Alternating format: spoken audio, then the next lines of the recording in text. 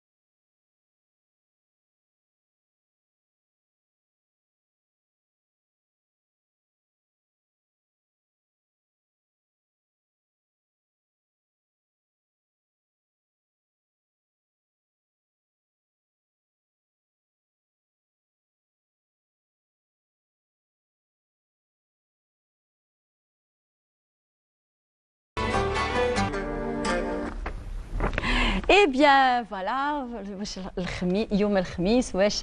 une très belle chanson interprétée par Cheb Anwar, une très belle voix de Tlemcen, à qui on dit bonjour et j'espère qu'on le recevra dans d'autres, on va dire, des émissions. Et pourquoi pas au Bonjour d'Algérie le matin pour nous dire coucou. Donc, et voilà, nous allons commencer aujourd'hui, bien sûr, du sujet du moment, puisque en ce moment même, il y a des enfants, il y a des jeunes lycéens, pas lycéens, non, des jeunes du CEM qui sont en train de passer l'examen du BEM. Et oui, eh bien, on va en parler avec M. Melek Hassan Ibrahim, membre national et président de l'association des parents d'élèves. Bonjour. Bonjour. Merci d'avoir accepté notre invitation. Je vous remercie aussi, de même, et la télévision algérienne aussi. Pour, ça vous a plu la chanson de Cheb Anwar? Ça va, oui, ça va. Ça va? Ça Ouais, vous a un petit peu réveillé? Ça m'a réveillé, c'est une belle chanson, donc avec de bonnes paroles et tout. Très bien. Ouais. Alors, eh bien, on n'explique jamais assez le rôle de l'association des parents d'élèves. Alors, parlez-nous un petit peu de sa fonction, on va dire. Oui. L'association des parents d'élèves est créée pour c'est-à-dire accompagner nos enfants depuis le primaire au CEM et au lycée. Très bien. Pour les sensibiliser afin de savoir leur rôle dans la société c'est-à-dire pour former des hommes de demain pour cette Algérie qu'on aime beaucoup. Très bien. Alors, quel est le rôle justement de l'association? L'association... Elle a des points, oui, quand même. Elle a pour rôle, c'est-à-dire le suivi continu des élèves pour l'enseignement des élèves, pour les 3 cycles, primaire, collège et lycée. Puis, c'est-à-dire c'est accompagner, c'est-à-dire faire des groupes et faire des relations entre élèves et leurs professeurs, et aussi pour l'administration soit de l'école ou des lycées ou du collège, c'est pour bien savoir leur rôle c'est-à-dire leur rôle et qu'est-ce qu'on attend d'eux. Très bien. Ouais.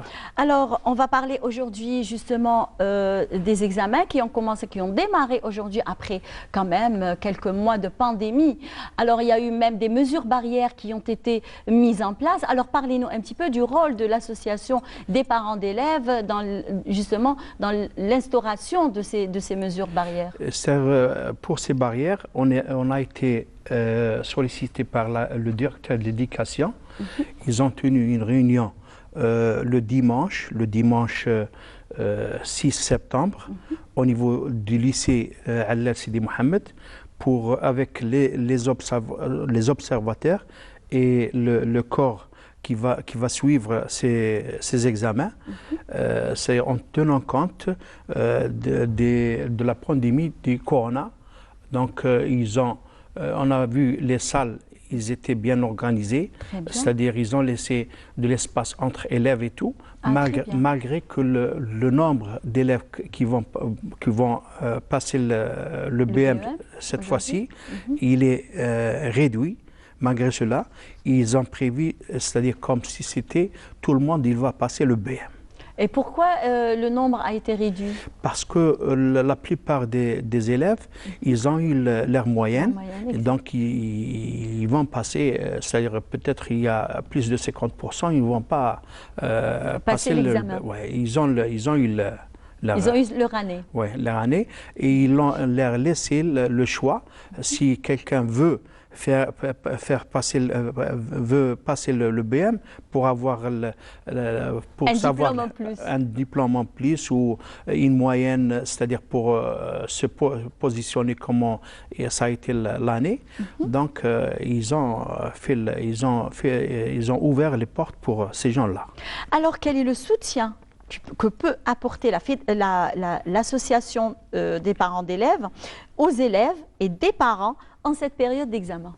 En cette période d'examen, c'est-à-dire on est censé de de les accompagner, aussi de leur faire savoir c'est le but de l'examen, que ce n'est pas un examen pour les...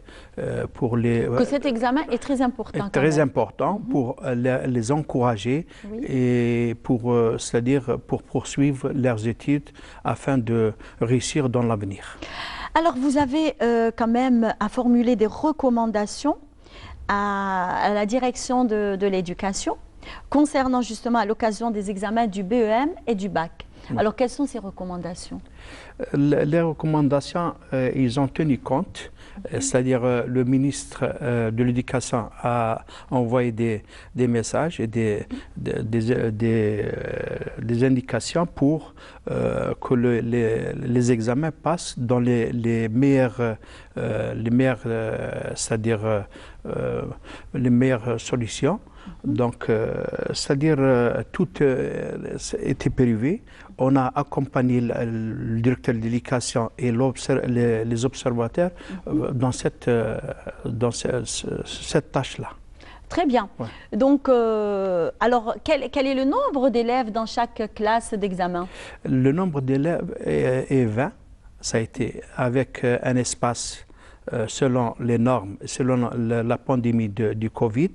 Ils ont laissé, c'est des grandes salles avec un espace entre tables, malgré que le nombre d'élèves par classe, peut-être c'est-à-dire 10, ils vont passer 10 ou même pas 20.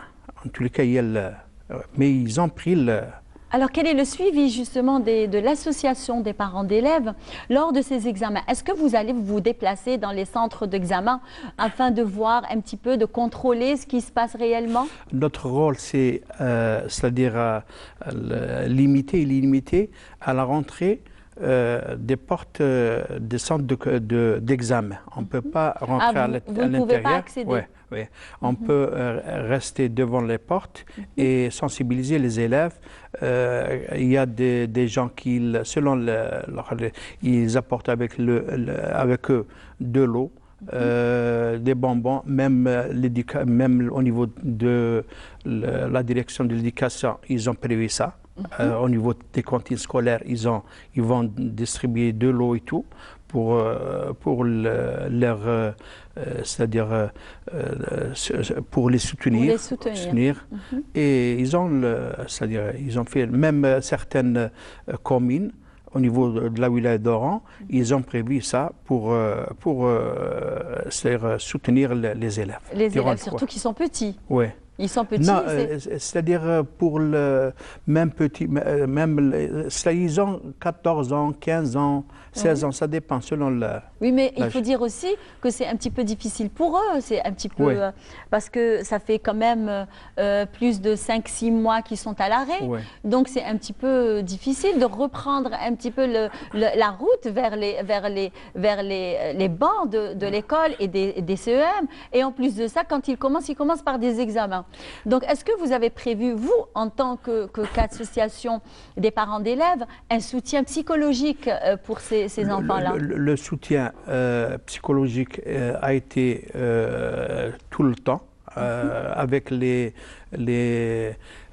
pour le domaine orientation. Il y a des psychologues et tout. Ils les ont suivis. Pendant la pandémie? Pendant la pandémie, c'est-à-dire le ministère, il a fait une chaîne en collaboration avec la télévision algérienne, des chaînes pour suivre les études. Justement. Au niveau des CEM, par exemple pour le BEM, ils ont ouvert des classes pour soutenir les élèves qui vont passer le BM, c'est-à-dire dans différentes matières. Très bien. Et est-ce que vous avez prévu un programme pour les lycéens qui s'apprêtent justement à passer leur bac le 13 ? Ouais, les lycéens, même pendant ce temps, il y a certains lycées qui vont être, c'est-à-dire qui vont être mobilisés pour le soutien. C'est-à-dire l'opération a été débutée depuis 1 mois et même plus dans certains établissements pour le suivi des élèves en leur donnant des cours de soutien dans différentes matières. Ah, très bien. Ouais. Et des soutiens même psychologiques aussi? Avec les psychologues, parce qu'au niveau de chaque lycée, il y a une psychologue ou un psychologue qui les suit, qui les suit de près, avec l'association des parents d'élèves. D'accord. Ouais. Alors, un dernier mot, monsieur. Vous, en tant que président de l'association des parents d'élèves de la wilaya d'Oran? Oui. C'est-à-dire, nous souhaitons totale réussite pour nos enfants, Inch'Allah. pour le BM. Un bon courage, un bon courage aussi. pour eux. Et on sait bien qu'ils vont réussir, Inch'Allah. Inch'Allah. Aussi pour les futurs, c'est pour le bac, pour la semaine prochaine. Ça va être soit 4 jours ou 5 jours, selon les spécialités. La matière. Soit technique, soit scientifique, soit matélème. Donc, nous souhaitons aux BM, aux élèves des BM, pour une totale réussite. Aussi pour ceux qui vont passer le bac, Inch'Allah, ils vont réussir, Inch'Allah. Eh bien, bon courage, j'espère, et une belle réussite pour vous qui êtes en train de passer un examen. Eh bien, c'est pas très difficile, il faut juste avoir une bonne concentration, lire bien ces sujets pour bien, on va dire, répondre et donner de belles réponses pour avoir une bonne note et accéder, bien sûr, au lycée, pourquoi pas. Donc, alors, sans plus tarder, merci, monsieur, d'avoir accepté notre invitation. Aussi, attendez, restez avec nous, puisqu'on vous propose de suivre ce sujet qui a été signé Omar Khaldi sur Wahid El Gouel.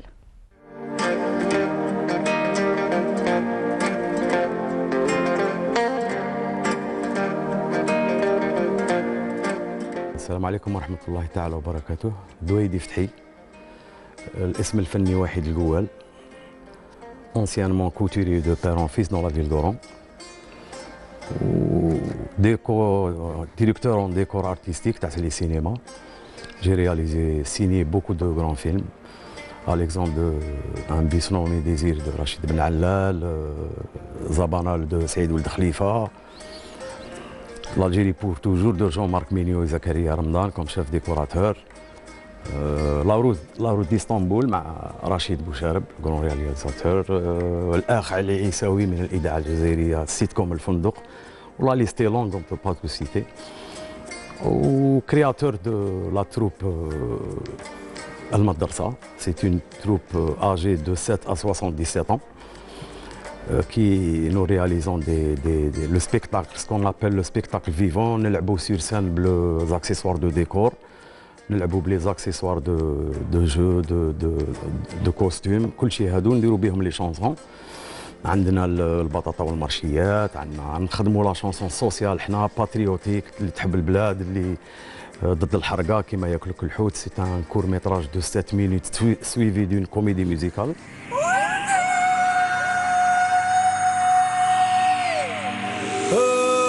الهواري قال لي الهواري قال لي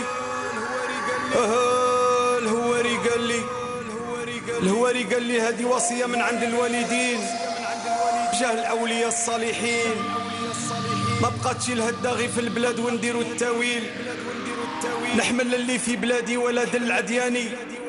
ياكلك الحوت. شفت كارثة الحراقة وبداو بزاف عاود حبسوا يعاودوا يقلعوا يعاودوا سون زاري. سي اون هيموراجي هيومان غاديه لي زوسيون وغاديين غير هاك. ومن بعد وليت نشوف دي فامي اللي ولادهم ايزي لاباس بهم، عندهم حوانيت وعندهم تجي ما تبكي تقول لك ما خاصها والو، مصورينه باللبسه لاكوست غاليه. شخصك اولدي صرا واحد الفليو هنايا نيجاتيف اللي تهضر معاه يقول لك سي اون مالادي، هذه غراف، هذه بلاد. علاش هذه ماشي بلاد؟ ها ولا ماشي بلاد شكون؟ كون ما نسقموهاش حنا شكون غادي يسقموها؟ والحمد لله الدعوه تبدلت وراهي بدات تتسقم. اون فا فير لا نوفيل الجيري، مي سي حنا اللي نديروا لا نوفيل الجيري. ونطلب من الشبان تاعنا، وطنك هو وطنك، بلادنا. رئيس الجمهوريه راه يقول لك الجزائر الجديده. وقلت لك في لو ديرني باساج تاع كيسموه على الحوت خير مدود، نقول له انا اللي قال لك الحوت خير مدود وجبت هذاك الشونتور، قول له مسلم انا في التراب ندفن وزناجتي في دارنا تندار. بلادي أرض الشهداء وعلينا حنا ما تهمة نموت في البحر ونخليها كادو للعديان. بلادي نخدمها، بلادي نوجدها بعقلية جديدة. خوتي من الغربة يولوا نديروا لي تفليد ونطلعوا البلاد.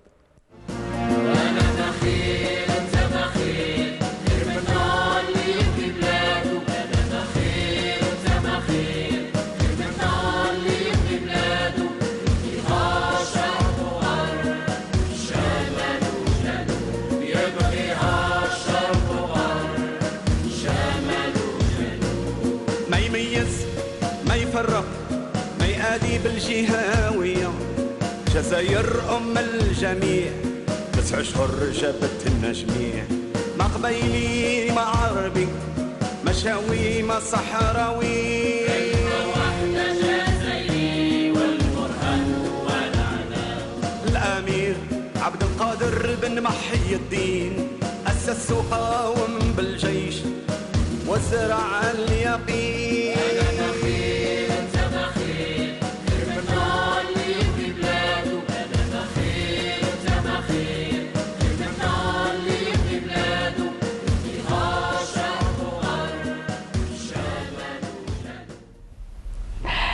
Et voilà, j'espère que vous avez apprécié ce beau portrait de Omar Khaldi, notre journaliste. Justement, alors, et là, nous allons parler de droit avec Maître Saber Jamila. Bonjour. Bonjour. Merci de venir à chaque fois intervenir. Ah, c'est avec un grand plaisir que je viens d'essayer d'informer nos chers téléspectateurs. Très bien. Voilà. Alors aujourd'hui, il sera question de parler de retraite. Tout à fait. Alors, pas n'importe quelle retraite aussi. Hein. Tout à fait. Donc, puisque qu'en est-il de la retraite des Algériens ayant travaillé à l'étranger? Très bien. Donc, quand on parle de retraite des Algériens ayant travaillé en France et qui sont rentrés vivre en Algérie.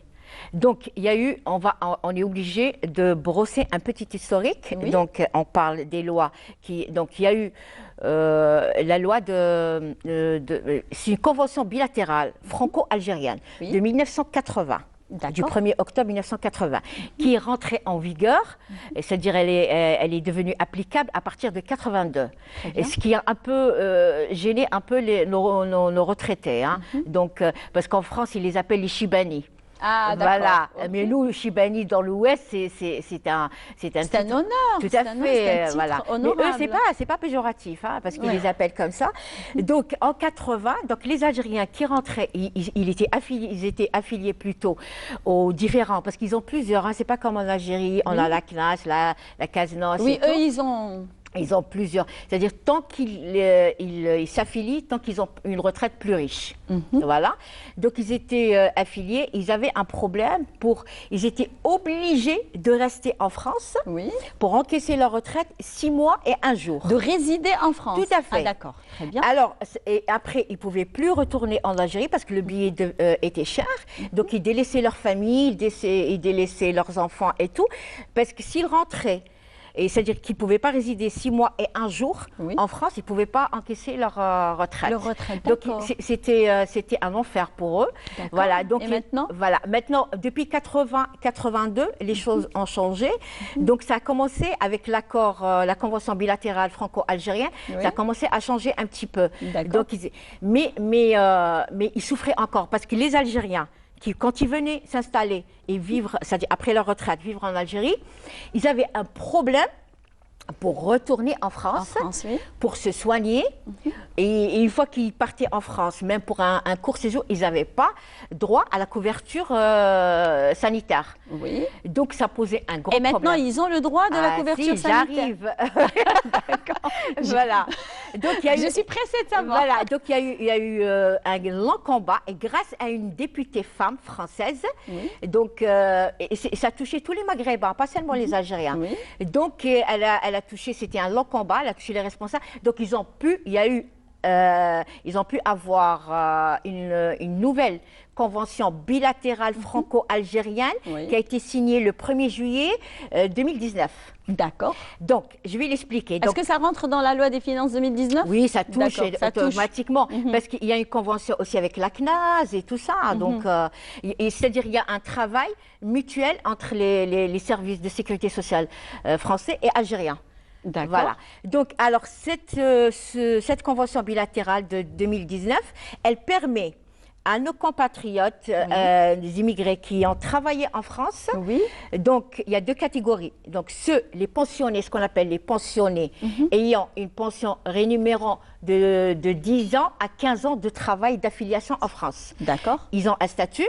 Bon, on parle de la France parce qu'il y a beaucoup d'Algériens qui travaillent en France. Et voilà. Et donc, il y a la deuxième catégorie, c'est les pensionnés, donc affiliés à, c'est-à-dire qui ont travaillé de 5 ans à 10 ans. C'est-à-dire, c'est une... Moins de 10 ans. Tout à fait. D'accord. Moins de 15 ans. Moins de 15 ans. Parce que quand vous avez 15 ans, ça y est, vous êtes comme tous les Français, comme... Très bien. Voilà. Donc, vous avez une couverture sociale complète. Donc, et une fois que vous arrivez, vous avez des bénéficiaires, vos enfants mineurs. Par contre, les enfants mineurs. Par contre, les conjoints, non, ils n'ont pas le droit. Ça, c'est en France. Oui, pour la couverture sociale. Pour la couverture sociale, voilà. très donc, bien. Ils peuvent se soigner, se traiter et tout. Donc, il y a une convention entre la CNAS et les administrations de la sécurité sociale en France. Très bien. Donc, ils ont juste une petite cotisation à payer comme ça, c'est-à-dire qui est prélevée de leur retraite ici en Algérie. Donc, pour les gens qui ont travaillé moins de 15 ans, donc, leur couverture sociale, elle est valable pour 3 ans seulement, à partir de 2019. Alors, quelle est la nature de cette couverture sociale? Donc, ils peuvent aller se soigner, se faire opérer, avoir des contrôles médicaux. Gratuitement? Gratuitement, oui, parce qu'ils payent, ils sont affiliés et tout. Voilà. Et ça, chose que nos retraités ne pouvaient pas se le permettre. Alors, là, vous parlez des retraités qui ont déjà travaillé à l'étranger et qui résident en Algérie. Tout à fait. D'accord. Donc, est-ce qu'ils ont droit à une carte de séjour? Justement, ces personnes-là ont droit à une carte de séjour afin de faciliter justement le trafic, leur déplacement. Tout à fait. Parce que toute leur carrière professionnelle a été faite en France. Donc, ils ont leurs papiers, affiliation, matricule fiscale, tout est en France. Ah, d'accord. Quoique, il y a un travail conjoint entre les services algériens et français, mais ils sont dans l'obligation, les représentations diplomatiques dans l'obligation de leur remettre un titre de séjour. Déjà pour aller encaisser. Ils peuvent l'encaisser ici, mais ils préfèrent aller. D'ailleurs, on y arrivera à ce point-là. Alors, et qu'en est-il de la retraite des Algériens qui actuellement sont installés en France? Voilà. Donc, ils peuvent, c'est-à-dire pour la retraite. Bon, s'ils sont toujours vivants. Voilà. Donc, c'est eux qui ont un titre de séjour. Je voulais arriver à ce point. Voilà. Parce qu'il va y avoir d'autres personnes. Voilà, vous posez toujours des questions très intelligentes. Merci. Donc, s'ils sont toujours vivants, donc ils encaissent leur retraite. Donc, ils partent là-bas. Ou sinon, des fois, c'est-à-dire, elle est virée ici, dans un compte bancaire et tout. Ils peuvent l'encaisser même en devise. D'accord. Voilà. Donc, s'ils veulent se déplacer, ils ont leur titre de séjour, ils se déplacent. S'ils sont morts, donc il y a leur ayant droit. D'accord. Ce qui est les enfants. Tout à fait. Et leurs veuves. Mais comment on va dire, les ayants droit, justement, ce ne sont pas les mêmes lois en France qu'en Algérie. Parce que chez nous, l'épouse a le droit, même les enfants d'ailleurs, ce sont des héritiers. Tout à fait. Donc, suivant, bien sûr, notre religion. Alors qu'en France, non. En France, il n'y a que le conjoint qui a le droit. Alors, comment on peut, on va dire, on a pu... comment dirais-je? Arranger les choses. Arranger les deux lois. Voilà. Donc, c'est pour cela, on appelle ça une convention bilatérale. Donc, il y a eu des concessions de part et d'autre. Donc, la France accepte des fois, c'est-à-dire d'appliquer une loi comme si le retraité algérien qui a travaillé en France, comme si la loi algérienne lui était applicable. Très bien. Voilà. Donc, il y a les ayants droit, les mineurs et les veuves. Et il y a ce qu'on appelle aussi une réversion de la pension réversée. Voilà. La réversion de la pension. Voilà. Alors, parlez-nous-en. Voilà. Tiens, c'est intéressant, ça. Donc, concernant cette partie de pension, Oui. donc toute personne ayant eu, c'est-à-dire été invalide, elle est morte, elle a une pension. Le Donc, décès, oui. sa veuve ou ses ayants droit, en une partie peuvent, c'est-à-dire bénéficier d'une partie de cette pension. On parle bien du retraité qui Tout est installé à à fait, l'étranger. tout à fait. D'accord, très bien. Toujours dans le même créneau. D'accord. Donc sa veuve ou ses ayants droit ont droit à une partie de cette pension de leurs parents décédés. D'accord, il y a un pourcentage. Tout à fait. Donc c'est pour ça qu'on l'appelle la pension Pension de- réversée. Voilà. Ou C'est la réversion. pension de réversion. Tout à fait. D'accord. Donc voilà. Donc ce qui fait comme si on essaye de voir avec c'est pour ça qu'on l'appelle accord bilatéral. C'est-à-dire en s'entend on essaye d'arranger les deux lois. C'est des accords entre les deux parties. Voilà, très étudiés, hein, qui durent des fois Bah 2 oui. ans, 3 ans. Voilà. C'est des projets de loi. D'accord. Donc, ils sont étudiés, ils enlèvent un article, ils mettent un autre. Donc, jusqu'à ce qu'ils arrivent à c'est-à-dire une loi, c'est-à-dire qui arrange tout le monde, les deux pays. Voilà. Oui, oui. Donc, Alors, selon la loi justement des finances 2019, 2019, la diaspora algérienne est autorisée à s'affilier au système justement des retraites ici en Algérie. voilà. Donc, grâce à cette convention bilatérale. Alors, quelle est la procédure à suivre? Mais c'est simple, des fois, ils font leur déclaration en France. D'accord. Voilà. Ah, ils peuvent le faire en Ah France. oui, déjà, ils le Dans font, ils quel sont affiliés. organisme? Est-ce que c'est Ils au ont- consulat, aux Non, ambassades? non, ils ont Non. il y a la caisse nationale de la couverture sociale Il pour y a les aussi la étrangers. caisse des affaires familiales Voilà. aussi. Et il y a plein je vous ai dit, il y a plein de caisses, ils peuvent s'affilier à plusieurs. C'est pas comme chez nous, c'est limité et tout. C'est-à-dire pour enrichir leur retraite à la fin. Donc ils peuvent s'affilier à plusieurs. Toutes ces caisses sont en travail permanent et en contact permanent. En collaboration. Tout à fait, avec nos caisses et nos agences ici en Algérie, avec la CNAS, la CASNOS et autres. Donc, ils peuvent, c'est-à-dire s'enregistrer là-bas, et c'est les agences qui sont là-bas qui transmettent le dossier en Algérie. Très bien. Voilà. Et c'est pareil pour les Français qui vivent en Algérie. Ah, Voilà, parce qu'il y a pas mal de Français qui sont restés. qui ils ont sont travaillé. restés, et Voilà. effectivement. Et une fois qu'ils veulent, après la retraite, ils veulent rentrer, ils rentrent en France. Donc, ils veulent régulariser leur situation de retraite. Ils trouvent qu'ils ont 15 ans ou 20 ans ou 10 ans de leur vie de travail qui s'est passé en Algérie. Comment justifier? Ah oui. Avant cet accord bilatéral, ils avaient beaucoup de problèmes. Et donc, ces Effectivement. années sautaient de leur retraite. Donc, ils se Oui. retrouvaient avec une petite retraite. Alors maintenant, avec cet accord, tout est arrangé. Même les Français, les services algériens, de la sécurité, de la CNAS et tout, transmettent le dossier aux services français. Et ces années de travail en Algérie des Français sont calculées plutôt dans la retraite. Ah d'accord, Voilà, très bien. oui. Alors, est-ce qu'ils allient, on va dire, la retraite française avec la retraite algérienne? Parce qu'il y a des Algériens qui ont travaillé en Algérie, qui ont une retraite en Algérie, et qui ont aussi travaillé en France, et qui ont une retraite en France. Alors, comment ils peuvent Ah ben, allier ils ces deux calculent retraites? selon le coût de vie de l'Algérie. Comment il était payé à combien? Selon sa paye mensuelle et tout.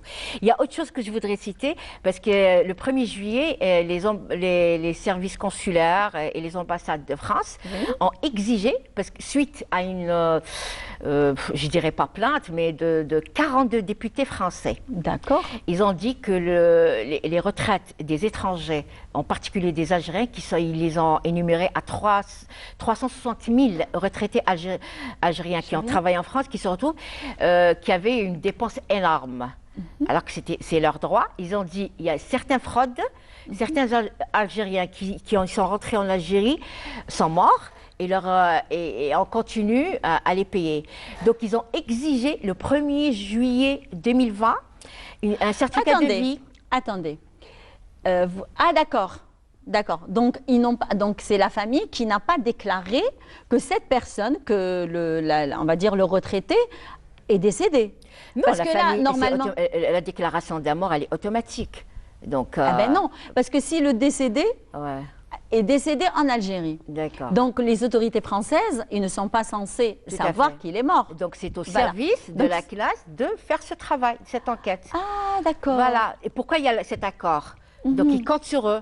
C'est-à-dire, alors ils ont remarqué ce qu'ils ont dit selon leur rapport. Donc c'est nouveau. Oui, C'est une- le 1er Voilà. juillet 2020, l'État français- D'où l'exigence du d'un certificat. et plus une enquête pour voir la personne.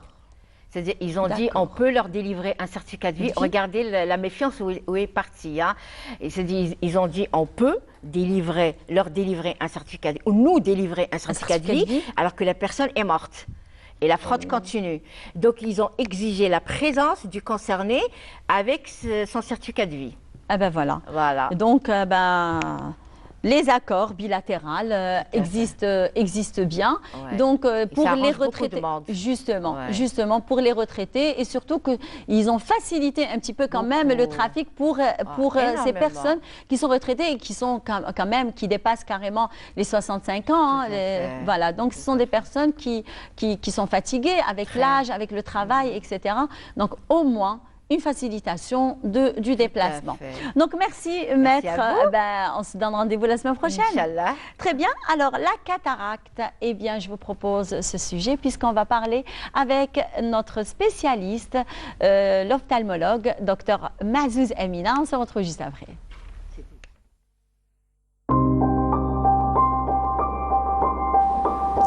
Se manifeste par une baisse progressive de l'acuité visuelle, d'abord de loin et asymétriquement. La cataracte est responsable de 40% des cas de cécité. Un trouble oculaire caractérisé par une vision brouillée, et c'est la première cause de cécité dans le monde. Dont les facteurs de cette maladie visuelle sont la dénutrition, la déshydratation et l'exposition prolongée au soleil. L'acuité visuelle se fait de moins en moins précise, entraînant une gêne à la lecture ou en regardant la télévision.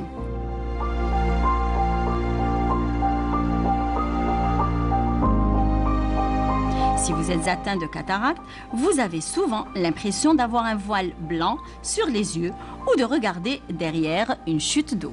Et que la cataracte accélère également la myopie. Ce qui oblige à changer assez régulièrement de prescription de lunettes et de lentilles.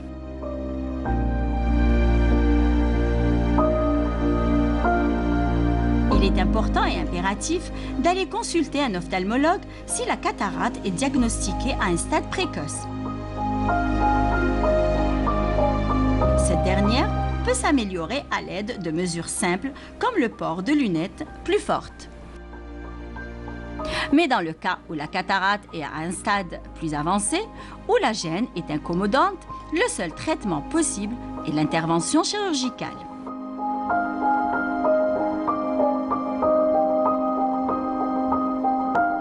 Il est important de faire des contrôles réguliers pour vérifier l'absence de complications. Eh bien oui, la cataracte qui ne peut pas, on va dire qui ne peut pas être très grave, mais qui peut être grave. Voilà, dans les deux cas. Eh bien, nous avons avec nous Dr Mazouz Amina, ophtalmologue, Delila. et la première Delila. Ah oui, Dalila. Oh là là. Voilà, je suis désolée. C'est un joli prénom. Alors, aussi. Dr Mazouz Dalila, ophtalmologue, est la première, justement, femme oranaise à être chirurgienne, justement, dans les années 90, c'est ça? 92, 93, oui. Très bien. Merci d'avoir accepté notre Le invitation, plaisir de docteur. partager, merci. Ça va? Merci, ça va, merci. Alors, la cataracte, qu'est-ce qu'une cataracte? Alors, la définition de la cataracte est toute simple, c'est opacification du cristallin. Et le cristallin, on en a parlé la dernière fois, donc c'est une lentille biconvexe, donc normalement sa place est ici, mais comme c'est petit, donc je n'ai pas pu l'introduire. Donc c'est une lentille biconvexe et qui est complètement transparente. Et c'est ça qui permet le passage de la lumière et donc la possibilité de la vision. Très bien. Et donc, je vais vous raconter une anecdote. En fait, j'avais ce cristallin qui était transparent, qui s'est fendu en deux. Donc, je l'ai collé et il a été agressé et il est devenu opaque. Il a eu une cataracte. Il a eu une cataracte, voilà. Donc, nous avons c'est juste le hasard qui a fait ça. Nous avons un cristallin transparent normal et nous avons un cristallin opaque cataracte. Et comment diagnostique-t-on cette maladie? Alors, la cataracte, pour le diagnostic, déjà, le patient va venir pour baisse de l'acuité visuelle. Donc, si le patient n'a pas consulté dans les débuts, il va venir pour une cécité totale. Donc, il va venir en disant « je ne vois absolument rien de cet œil ». Et c'est une cataracte totale avec une pupille blanche. Donc, sa pupille est blanche et on voit le trou de l'iris, qui est la pupille, et qui, au lieu d'être noire, va être blanche. Ça, c'est à l'examen, à l'œil nu, si vous voulez dire. Mais puis après, il y a des appareils qui nous permettent de faire le diagnostic. Faire le diagnostic. Oui. Très bien. Alors, et à quel moment doit-on opérer? Alors, j'ai toujours dit que le délai de la chirurgie de la cataracte dépend plus du patient que du chirurgien. En fait, si le patient a 5 sur 10 et qu'il est vraiment gêné, si c'est quelqu'un qui conduit, si c'est quelqu'un qui travaille et qu'il est vraiment gêné, on peut opérer à 5 sur 10 pour lui permettre de retrouver ses 10 dixièmes. Maintenant, si c'est un patient qui a 80 ans et qui a encore 4 ou 5 sur 10, si le patient décide d'attendre encore ou de ne pas se faire opérer, ben, le choix lui revient à lui. Il lui revient à lui. Par contre, il y a des situations où la décision revient au chirurgien. Si par exemple le malade est diabétique et qu'on ne peut plus surveiller le fond d'œil du diabétique, à ce moment-là, c'est le chirurgien qui décide d'opérer, ou bien s'il a une pathologie postérieure, donc glaucome, décollement de rétine, etc., nous sommes obligés d'avoir accès au fond d'œil et donc nous sommes obligés d'opérer la cataracte. Ah, très bien. Alors, quels sont les effets secondaires de la cataracte? Alors, effet secondaire, la cataracte, quand elle arrive, si c'est une cataracte qui est encore au stade de début, ça donne uniquement une baisse de l'acuité visuelle. Donc, il n'y a pas de douleur, il n'y a pas de rougeur, le patient ne ressent rien, sauf une baisse de l'acuité visuelle. Maintenant, si cette cataracte n'est pas opérée à temps, si c'est une cataracte qui est totale et qui continue à évoluer, le cristallin va gonfler un petit peu, il va entraîner une hypertonie oculaire, donc une augmentation de la tension du globe oculaire, et parfois même une rupture de la capsule. Donc cette capsule va se rompre et le liquide du cristallin va sortir à l'extérieur, dans l'œil bien entendu, toujours, et provoquer une réaction inflammatoire avec une hypertonie, et ça devient une urgence chirurgicale. Là on est obligé d'opérer le patient immédiatement. Immédiatement, dans l'urgence. Dans le cas de l'urgence, voilà. Dans l'urgence. Alors, quelles sont les suites, justement, de l'intervention de la cataracte? Les suites de l'intervention. Alors, le malade a subi une intervention aujourd'hui. Alors, quelle est la suite de cette intervention? La suite de l'intervention, si le malade a été opéré et que l'intervention s'est déroulée dans de très très bonnes conditions, le lendemain, quand on a le pansement, le patient récupère sa vision normale. Si le patient fait un petit œdème, ce qui est fréquent chez les diabétiques, d'accord. La récupération peut ne pas se faire tout de suite le lendemain, mais dans les jours qui suivent, avec un bon traitement, le patient peut récupérer sa acuité visuelle. Alors, il faut savoir qu'actuellement, bien entendu, on opère avec les ultrasons. Donc l'incision n'est pas grande. Justement, j'allais y arriver. Alors, comment se fait l'intervention avec l'ultrason? Bon, moi, j'ai peut-être eu la chance de passer par toutes les étapes de l'évolution de la chirurgie. Je me rappelle quand j'ai commencé l'ophtalmo, donc on ouvrait l'œil sur 180 degrés, donc de là jusqu'à là, avec des injections pour anesthésier le globe oculaire, avec des points de suture, forcément. Et donc, le patient était gêné le lendemain, les points de suture, etc., etc. Ensuite, il y a eu l'évolution, donc le développement de la technologie qui fait que maintenant, on opère avec juste une incision de 2 mm. Donc, on fait une incision de 2 mm. Minime, carrément. 2 mm, 2,2. Sinon, maintenant, c'est du 1,8 carrément. Ah. Oui, et puis on fait rentrer une sonde à l'intérieur qui va brouter la cataracte. Donc, c'est une sonde qui va brouter complètement la cataracte. On va introduire un implant. Donc un cristallin artificiel, c'est un implant qui est pliable, qui se plie selon la taille de l'incision et qui rentre à l'intérieur, qu'on fait rentrer à l'intérieur de l'œil et qui se positionne dans l'œil et qui remplace donc le cristallin naturel. Si bien que le malade le lendemain, si tout va bien, il peut avoir 10 sur 10. Ah. Dans les meilleures conditions. Le lendemain? Le lendemain, voire dans les jours qui suivent. Dans les jours qui suivent. Oui, dans les Donc jours il qui peut suivent. enlever le pansement, etc. Le pansement, ça dépend des chirurgiens. Il y en a qui l'enlèvent le lendemain. Moi, je le garde un peu plus. Ah d'accord, et Je le pourquoi? garde un peu plus parce que j'estime que parfois les conditions d'hygiène ne sont pas très très bien respectées. Les patients âgés ont tendance à toucher, à frotter l'œil. Et donc, c'est arrivé que le lendemain, le patient touche à son œil et provoque des petites complications. Donc moi, je préfère le laisser quand même quelques jours. Alors, quels sont les risques justement d'un malade qui est en pleine chirurgie et qui se réveille? Alors là, vous me faites rappeler des histoires un peu Parce que tristes. ça s'est passé justement. Oui, c'est-à-dire qu'avant, quand on faisait une incision de 180 degrés, le chirurgien était beaucoup plus stressé parce que si, pendant que l'œil est ouvert à moitié et le malade tousse ou qu'il a la nausée, qu'il ne se sent pas bien, eh bien, on a tout de suite peur que tout le contenu de l'œil sorte à l'extérieur. Et il y a eu des cas, quand je parle très longtemps. Hein. Mais maintenant, avec cette chirurgie nouvelle, cette technologie nouvelle, nous avons beaucoup plus d'assurance. Même si le patient tousse, nous avons une assurance parce que le globe reste fermé. On pratique pratiquement, on opère sur un globe fermé pratiquement. Donc même s'il arrive s'il fait un petit effort, bien sûr, il ne faut pas qu'il fasse l'effort alors que la sonde est à l'intérieur. Donc, voilà.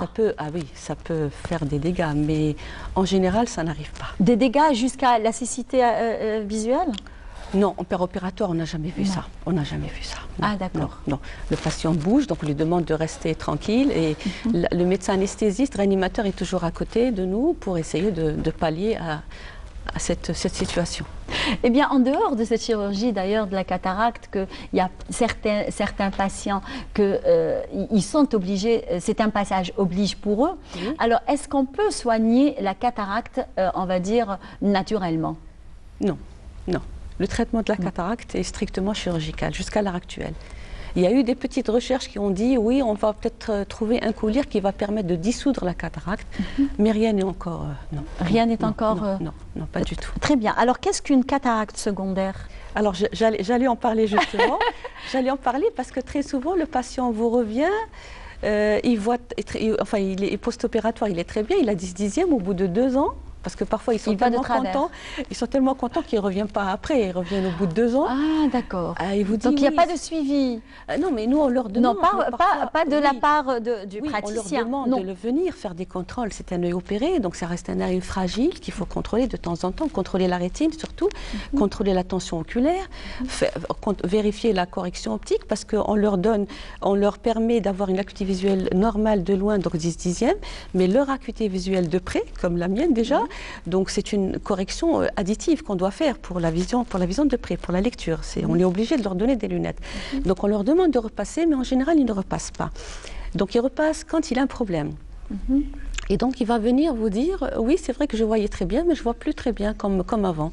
Et quand on examine, c'est une cataracte secondaire. Donc, la définition, c'est que quand on opère la cataracte, donc on enlève un bout de capsule, il y a la capsule antérieure, on enlève un bout de capsule antérieure, on fait rentrer la sonde ici, donc pour brouter le noyau du cristallin et enlever les masses cristalliniennes, et on laisse cette capsule postérieure, on la laisse en place pour poser dessus l'implant. Ça constitue un support pour l'implant ou bien pour le cristallin artificiel. Alors, est-ce que l'implant, Oui. on va dire, quand il est placé dans l'œil, Oui. est-ce qu'on va le changer dans Non. quelques années Non, ou alors il est... Non, c'est un implant définitif. C'est un implant définitif. Définitif. Très bien. Donc ça constitue un support et donc le frottement de cet implant avec cette capsule postérieure peut créer une petite cataracte secondaire. En fait, c'est l'opacification de la capsule postérieure qui peut même être préexistante, c'est-à-dire on peut même la retrouver en péropératoire, mais comme on ne peut pas l'enlever, on est obligé de la laisser, donc on place dessus l'implant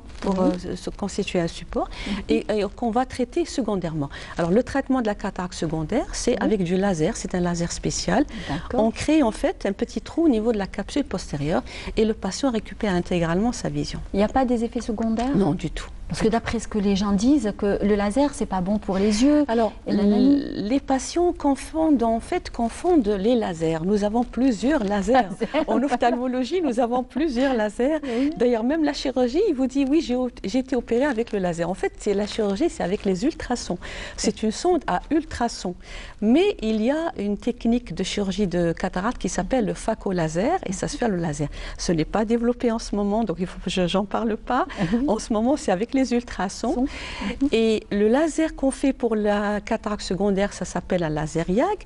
Et le laser dont te parlent les patients pour la rétine, par rapport au diabète et tout, c'est un autre laser, c'est un laser argon. Donc nous, on dit laser, mais en fait, on ne définit pas le type de laser. Le type de laser. Mais le laser ne rend pas aveugle. Hein. Donc Ben voilà. c'est une appréhension. Le laser ne rend pas aveugle. Non, c'est une appréhension. Vous savez, chez les diabétiques, très souvent, c'est hors sujet, bien sûr, mais très souvent... Mais ça intéresse les téléspectateurs. Oui, alors très souvent, le patient vient avec une rétinopathie diabétique, d'accord. Et quand on fait une angiographie, donc on découvre quelles sont les zones d'ischémie qui sont à traiter au laser, on propose le laser aux patients, donc on leur explique. Parfois, le patient n'est pas très convaincu. Donc, une fois qu'il n'est pas convaincu, donc le laser n'est pas fait, et quand il n'est pas fait, ça donne des complications. Donc, il revient nous voir avec les complications. On nous dit, oui, c'est vrai, j'aurais dû faire le laser. Exactement. Voilà. Alors là, je vais vous poser une dernière question. Alors, je pense que c'est en dehors de la cataracte, justement. Alors, quelle est la différence entre l'astigmatisme et la myopie? Ce sont deux défauts de vision qui sont complètement différents. Différentes. Donc la myopie, c'est un œil qui est plus long. On va dire la longueur axiale de l'œil est plus grande que la normale, d'accord? Ça, c'est la myopie. Ce qui fait que l'image ne tombe pas sur la rétine, mais elle tombe avant la rétine. Donc là, il faut un verre concave pour que l'image tombe sur la rétine. C'est de l'optique. Et puis, l'astigmatisme, c'est une différence de longueur des méridiens de la cornée. En fait, c'est la cornée. L'astigmatisme, c'est plus... cornéen, il y a un astigmatisme cristallin, mais en général, il est cornéen. Et c'est ça qui donne, l'image est double. Donc on confond avec un E et un F ou un C et un O. Mais une fois qu'on a corrigé avec un verre de lunettes, c'est bon. Alors, et qu'en est-il pour des lunettes qu'on trouve à l'extérieur, 3 000, 4 000 dinars, bon marché? Alors, vous voulez dire des montures? Des montures. Oui. En fait, les opticiens sont contre ça, je comprends.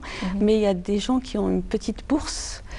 Je veux dire, si c'est un enfant, ça c'est mon avis, hein, si c'est un enfant qui fait une myopie forte et que le papa ne peut pas lui acheter une monture à 6 000 dinars, moi si lui achète une monture de bas prix et qu'il mette au moins des bons verres, ça lui permettra de retrouver une vision et d'avoir sa scolarité normale. Il y a même des marchands, on va dire, dans les marchés, sur les tables. D'ailleurs, il y a des lunettes qui sont exposées comme ça à des prix, à des bas prix, et qu'on dit, voilà, ça ce sont des lunettes de vue. Alors allez-y. Alors et les gens, ils vont, ils achètent ces lunettes-là. Ils achètent.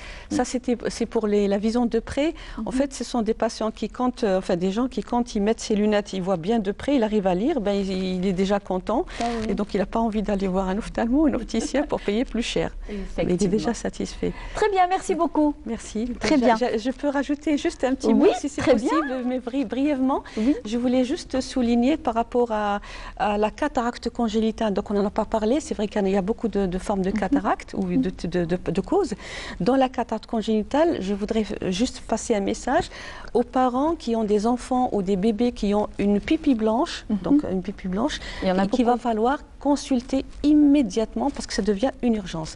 Soit une cataracte congénitale qu'il faut opérer, soit quelque chose de beaucoup plus grave. Donc il faut faire très attention, très attention et aller consulter le plus rapidement possible. Enfants avec pupille blanche, il faut consulter immédiatement. Très bien.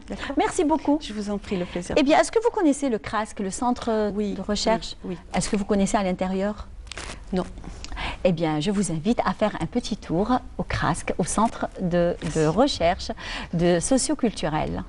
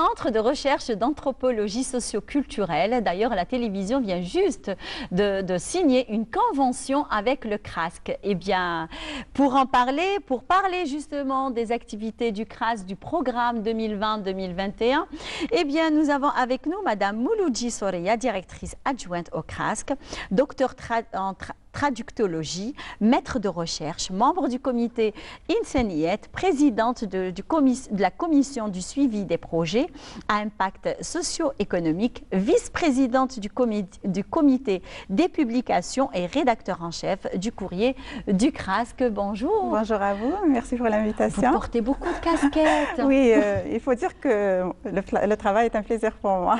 Eh ben voilà, vous aimez ce que vous faites oui, d'ailleurs. Absolument. Très bien. Alors, la création, on va commencer bien sûr par la création du CRASC et ses unités de recherche. Ok, d'accord. Donc, le Centre de recherche en anthropologie sociale et culturelle, au départ, c'était d'abord une unité de recherche qui a été créée en 1985 et qui était affiliée à l'Université d'Oran.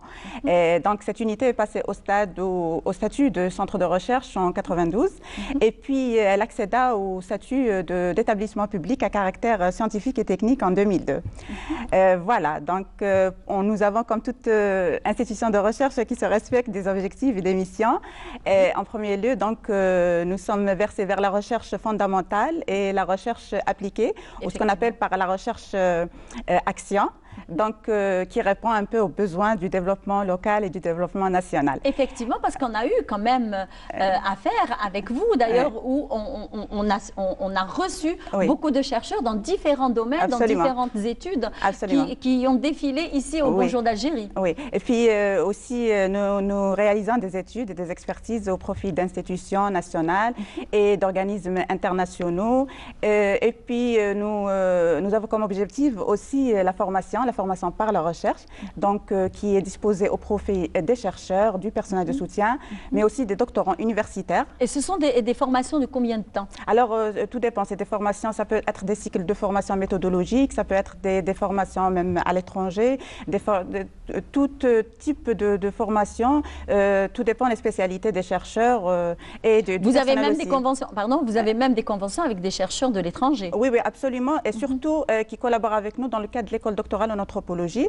Donc, c'est une exclusivité en Algérie. C'est la première fois qu'un centre de recherche chapeaute ou pilote scientifiquement une école doctorale. Elle a été créée en 2006 en partenariat avec 6 universités algériennes et le consortium s'est élargi après pour atteindre 9 universités qui sont un peu partout dans le territoire national. Très bien, alors parlez-nous de la recherche pour chaque entité scientifique. Voilà, donc tout d'abord, il faut savoir que le CRASC est composé de 4 divisions de recherche et de 4 unités. Nous avons commencé à créer les unités à partir de 2011. Pour ce qui est des divisions de recherche, donc dans chacune de ces divisions, de ces entités scientifiques, il y a des pôles de recherche ou des axes prioritaires, thématiques qui sont inscrits. Il y a tout d'abord la division socio-anthropologie de l'histoire et de la mémoire.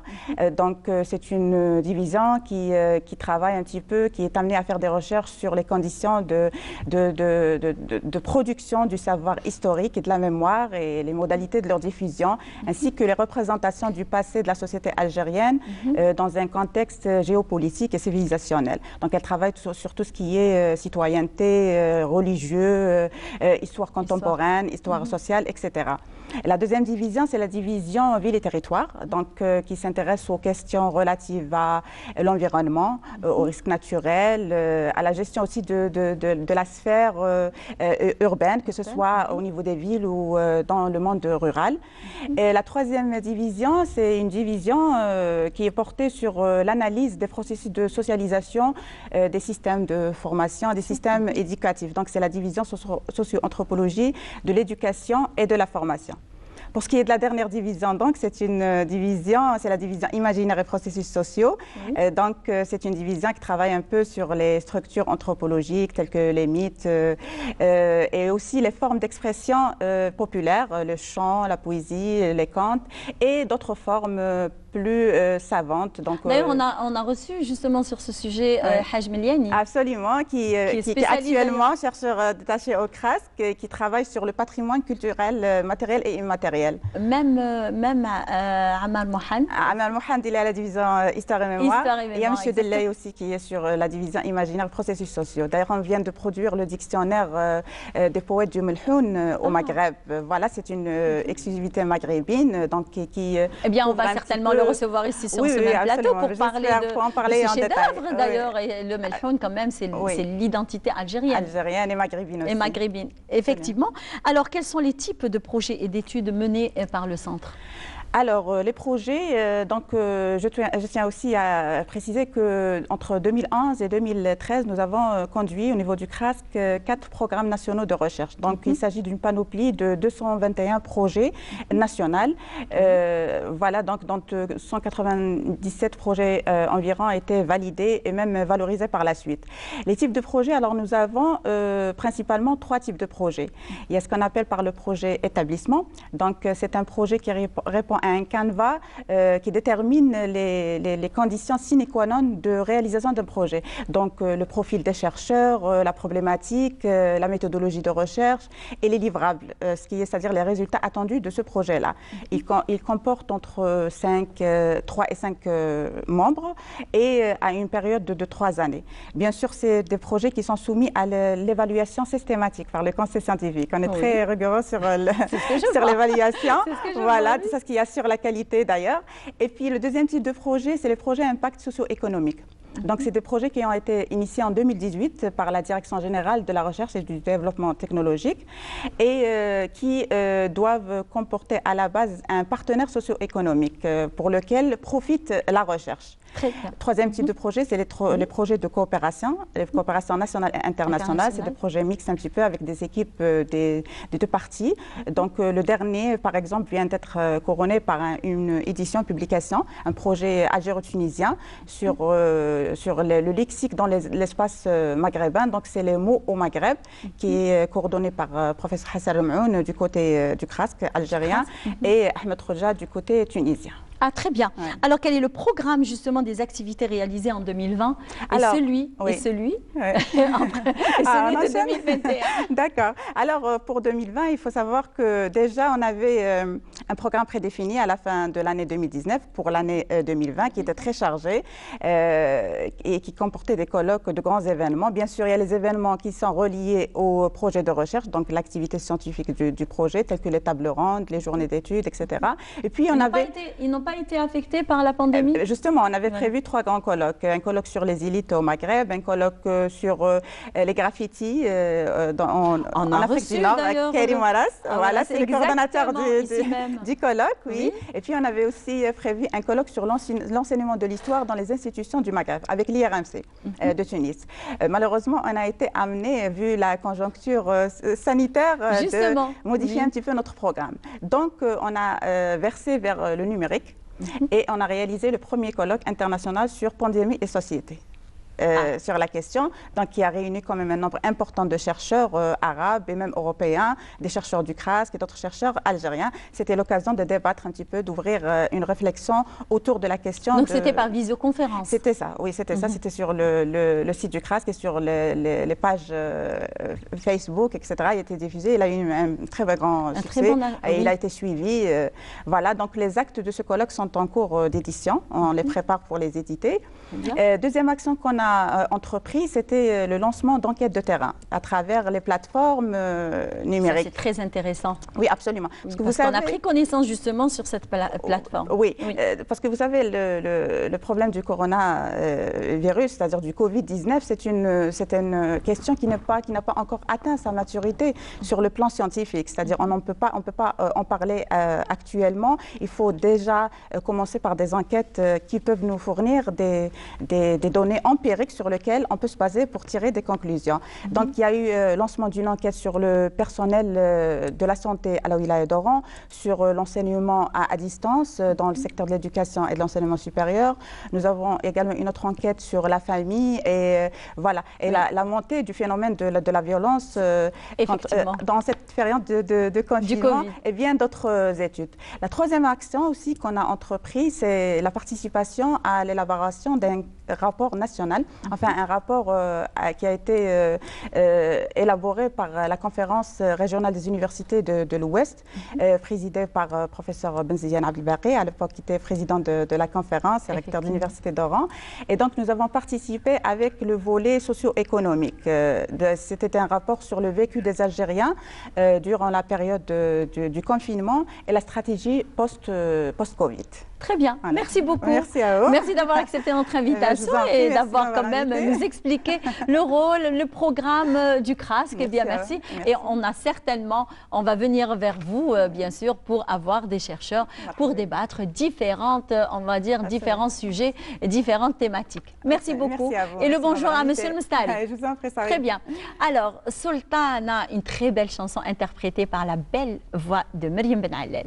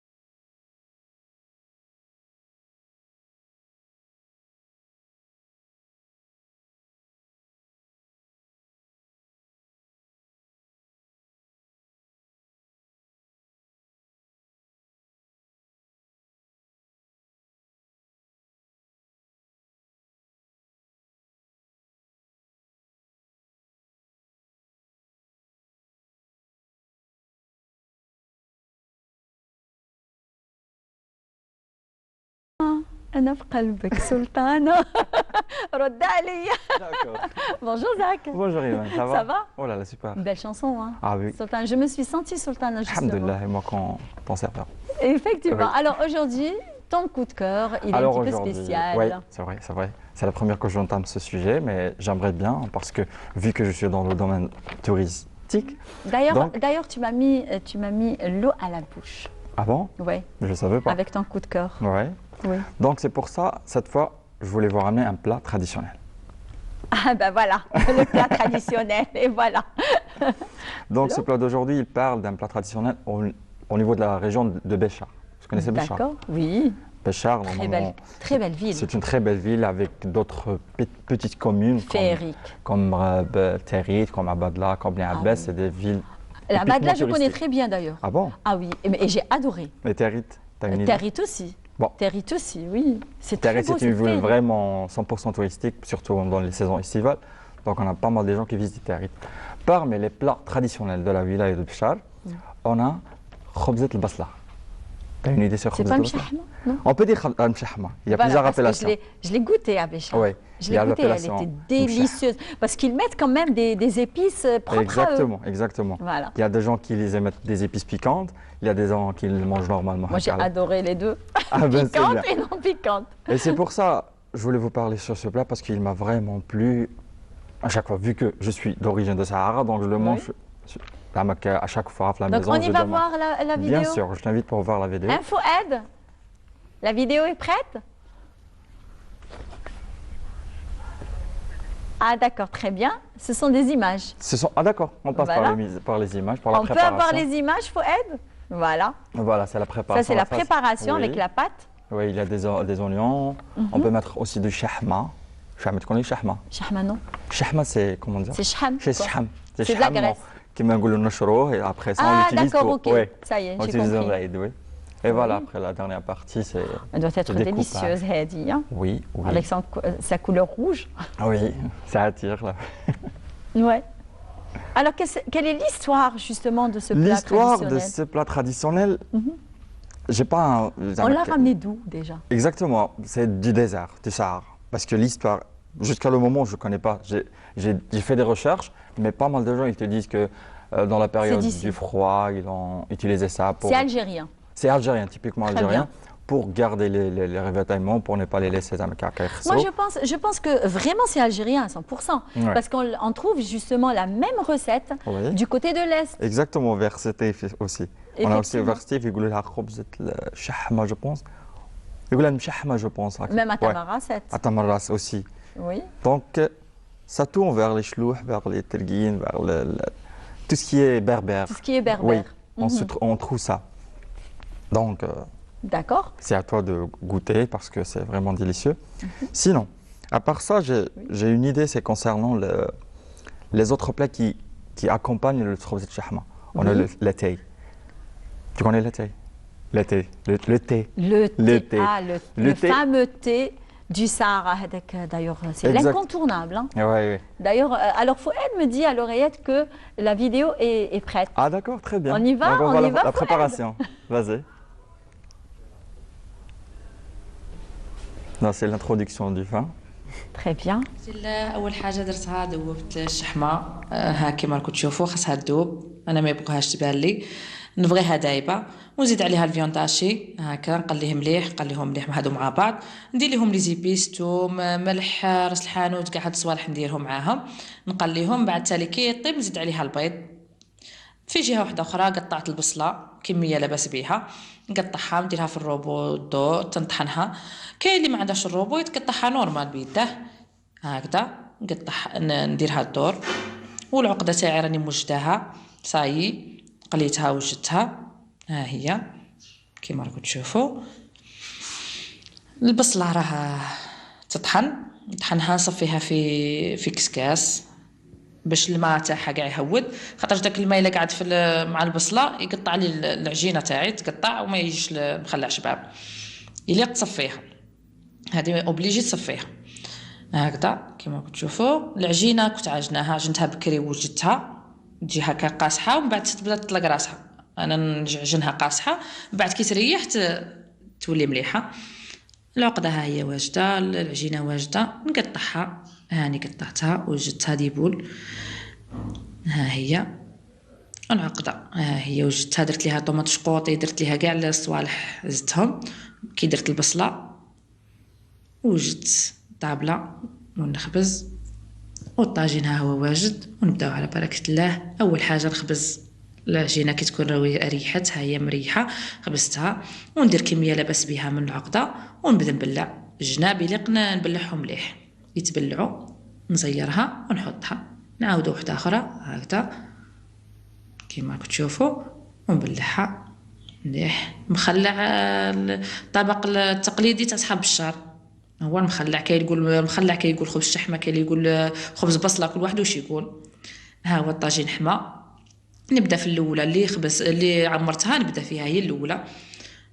نخبزها مليح هكذا تجي رقيقه، يليق المخلع يكون رقيق ما يجيش غليظ. ها هي نزيد نخبزها في الطاجين كما راكم تشوفوا. والضيف اللي جا عندنا يليق نديرو لها المخلع. ها هي كما راكم تشوفوا المخلعه راح نحمر ليها في جنابها كامل تجي حمراء، ما تجيش بلاصه بيضاء بلاصه حمراء، خاصها كاع تجي مقاده. ها نتوما تشوفوا بدات طيب مخلعه. ها هي وجدت عندي المخلعه وجدت. نتمنى عجبتكم الطريقه اللي كنخدم بها انا شخصيا. وشوفوا نحل لكم وشوفوا كيفاش تجي في الداخل. ها هي تجي رقيقه، لازم يجي رقيق ما يجيش غليظ. كل واحد وطريقته كيفاش يخدمها. ها هو الفيديو نتمنى ان شاء الله يكون خفيف وظريف عليكم وتعجبكم. Un délice, vraiment un délice. Donc j'espère que je pourrai la faire, la préparer à la Bien maison. sûr, Hein. il ne faut pas juste faire Mélanger. le mélange entre... Tu connais le Mdrbel, deuxième... c'est ça? Non, pas Non. le mdrbel, c'est le mhajeb. Ah, Parce et que le voilà. mhajeb, c'est une autre chose. C'est une autre recette, carrément. Oui, une autre recette. Ça n'a rien à carrément. voir. Oui. Donc, الحاجة المشحمة المدربل bon, المدربل c'est une autre appellation de notre plat.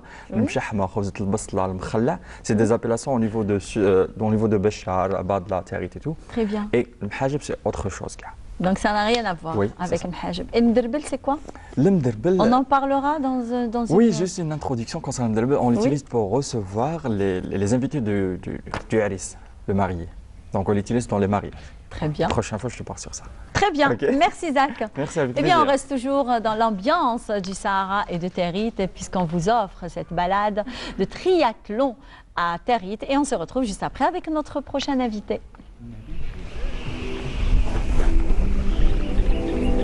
Mám rád sportovní zážitky, ideálně kombinovaný s životníma zážitkama a tohle je ta ideální destinace, kam jet. To je můj první triatlon a doufám, že se to zadaří.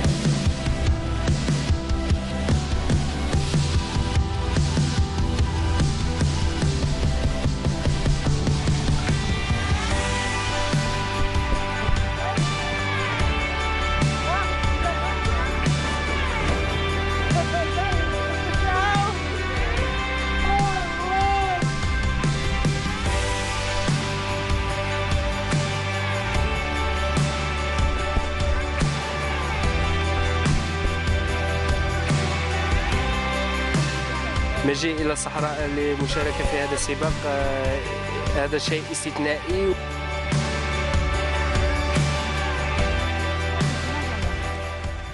Eh bien oui, Nabil Chali, bonjour. Bonjour Iman. Eh bien, vous êtes responsable de commission d'hébergement et de restauration des Jeux méditerranéens. Effectivement. Merci d'avoir accepté notre invitation. Je t'en prie Iman. Très bien. Alors, le triathlon, Alors le triathlon, par contre, aujourd'hui on va parler du triathlon. Donc je suis aussi directeur de la compétition triathlon North Africa. Oui. Donc avant de parler de la compétition, je vais vous expliquer un peu ce que c'est que le triathlon. Donc le triathlon, c'est un combiné de 3 disciplines, qui est la natation, Oui. le cyclisme Oui. et la course à pied. Très bien. Donc nous avons plusieurs distances. C'est un sport qui a été inventé, dans les années 30-40 avec des courses qui s'appelaient courses des débrouillards par exemple, Oui. mais qui a officiellement fait son entrée en tant que sport, oui. en 1974. Et puis là, on va parler surtout... En Algérie? Non, dans le monde. Dans le monde. Dans le monde, et qui est devenu discipline olympique en l'an 2000. Donc par contre, là, on va parler de la distance Ironman. Alors Ironman, c'est 4 km de natation, 3 km 800 de natation, 180 km de vélo, Quand même. et puis 42 km sans s'arrêter, 2 courses à pied. Oh là là. Donc, oui, c'est parti d'un débat informel à Hawaï entre un club de cyclisme, enfin un club de natation, un club de coureurs, Oui. et s'est rajouté à ça un club de cyclisme qui disait que, enfin, chaque représentant de la discipline disait que c'était les plus endurants, donc ils ont inventé un combiné des 3 disciplines, et puis on a eu droit à la première course d'Ironman en 1978. Très bien. À Hawaï, voilà. Alors, et pourquoi avoir choisi Territ justement pour cet événement? Bah, écoutez, le premier événement s'est fait à Oran, donc avec la présence du recordman mondial Peter Wawrusek. Et ça s'est bien passé? Ça s'est super bien passé. Et par la suite, on voulait se démarquer par rapport au reste du monde. Donc on a essayé de créer le premier triathlon dans le désert au monde. C'est vous l'organisateur? Exactement. Donc Territ 2018 était le premier triathlon dans le désert au monde. D'ailleurs, on a vu les images. Exactement. Donc les participants ont nagé dans une oasis et puis ils ont parcouru à vélo les magnifiques routes pleines de dunes de Territ, et puis ils ont fini sur un marathon sous une nuit étoilée. Donc c'était vraiment exceptionnel pour les 20 pays participants à cet événement, 20 pays européens participants à cet événement. Très bien. Alors, et comptez-vous faire perdurer cet événement? Bah écoutez, tout dépendra de l'avancée de la pandémie, mais effectivement, nous, on est parti pour faire grandir cet événement et puis faire découvrir l'Algérie à travers le sport. Justement, donc ça, c'est un tourisme sportif. C'est un tourisme sportif. Nous, on sait qu'on a des voisins qui sont en avance par rapport à nous dans le tourisme, entre guillemets, normal. Donc, on a essayé de s'attaquer à ce segment. Très bien. Qui attire des gens qui sont des passionnés, généralement des passionnés, et qui sont avides de découvrir de nouvelles choses. Et puis, il n'y a pas mieux que de découvrir un pays comme le nôtre. Il est magnifique, notre pays est magnifique d'ailleurs. Alors, et c'est quand la prochaine édition, à votre avis, comme ça, approximativement? Si tout se passe bien, la prochaine édition sera pour février 2020. Ah, 2021, pardon. Et vous aurez du temps? Vu que vous êtes, d'ailleurs, vous êtes même impliqué dans les Jeux la préparation des Jeux méditerranéens. J'arrive à jongler entre les deux. Donc j'arrive à jongler entre les deux. Et puis nous avons créé certains automatismes par rapport à l'organisation des triathlons. Donc ça nous prend 2-3 jours pour organiser l'événement. On a un service de communication à côté qui fait la com pour ça. Pardon. Alors il y avait combien d'athlètes qui ont participé à cet événement? Alors pour la première édition, sur la distance Ironman, on avait 3 participants étrangers. Aucun Algérien ne pouvait faire cette distance. Au bout de 2 éditions, on est passé à 70 participants, dans 5 Algériens sur la distance Alf. Ah, très bien. Voilà, donc, vous avez fait partie justement on va dire, de ce groupe d'athlètes algériens? Non, j'étais dans l'organisation. Après, parce que vous êtes athlète avant d'être organisateur. Exactement. Donc je suis rameur de base et maintenant je me suis mis à faire du triathlon. Pour essayer de m'attaquer à un challenge qui est l'Ironman aussi. Donc, ce qu'il faut savoir par rapport à la distance Ironman, c'est que c'est tellement grand et exceptionnel que le but est de finir la compétition. C'est quand même 10 heures d'effort sans arrêt. 10 heures. Au minimum, pour les meilleurs. Ça, c'est au minimum. Pour les meilleurs, c'est 7h50 le record du monde. Et puis, il y en a qui prennent, pour qui ça prend 13 à 14 heures. Ah, quand même. Sans arrêt. Voilà. Nous, c'est 5 minutes à vélo et on est fatigué, c'est bon. De toutes les manières, la phrase qui était sortie en 78 par la suite de ce débat, c'était peu importe celui qui le finira, il s'appellera Ironman. Et voilà. Il s'appellera Ironman. Très bien. Alors, comment se fait justement la sélection des athlètes? Il n'y a pas de sélection d'athlètes. De toutes les manières, ceux qui s'attaquent à ce genre de distance sont soit super entraînés, soit fous.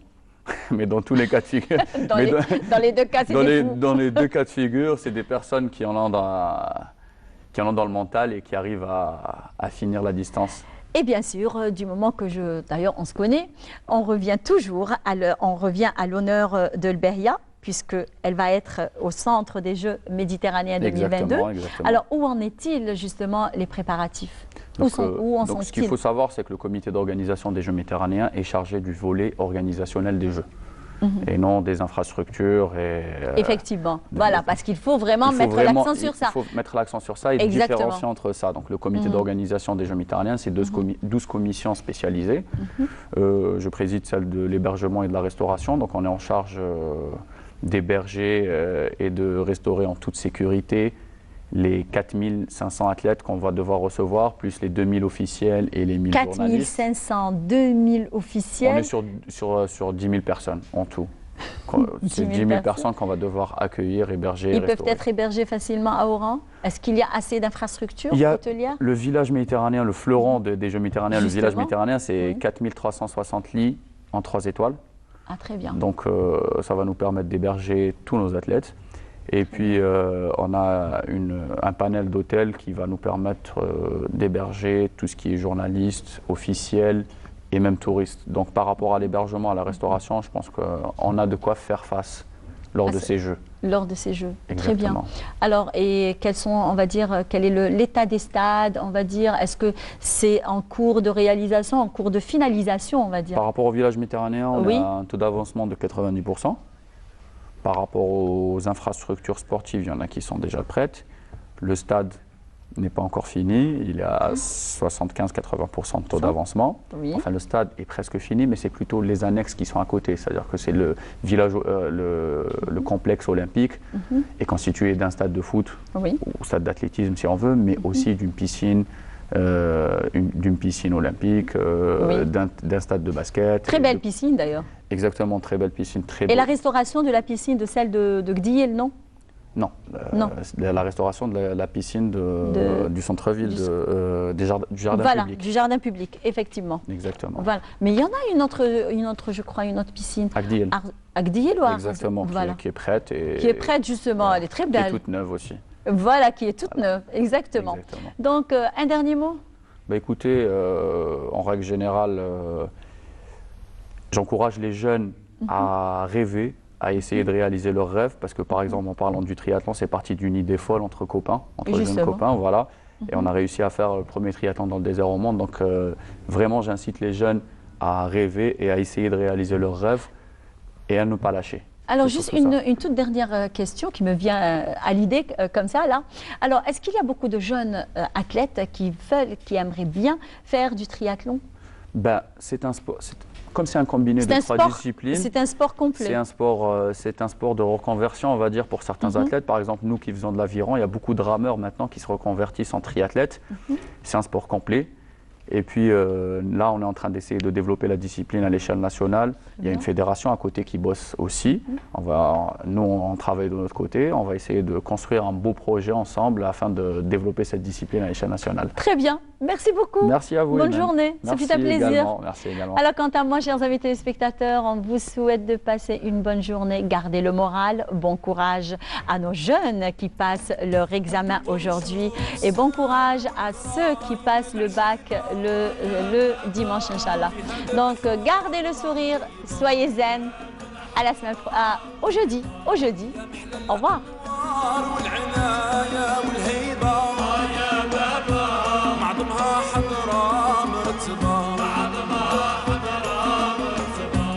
مشاهدها ما يسول في حضره هيبه يا بابا قصتها قومان جذبه شات الموسم السعيد رجال ونساء يا بابا في ربيع الخير وزهار مكسية بنرحل بشعور غليسة يا بابا كاتبكي وتقول بالجهار العظمة لله يا الهاديك عيسى يا بابا يا شامخ الخضار ضايفنا يا شامخ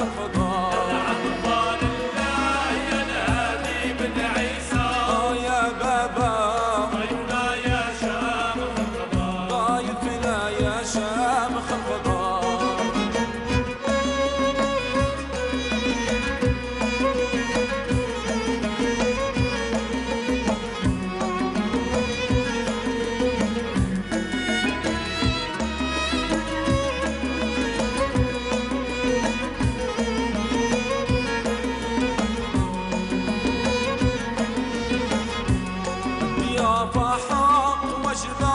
ضيافك يا قطب القطار، ضيافك يا قطب القطار، يا من عيسى قول مرحبا واهلا بالزيار والركاب، واهلا بالزيار والركاب. حشا كانت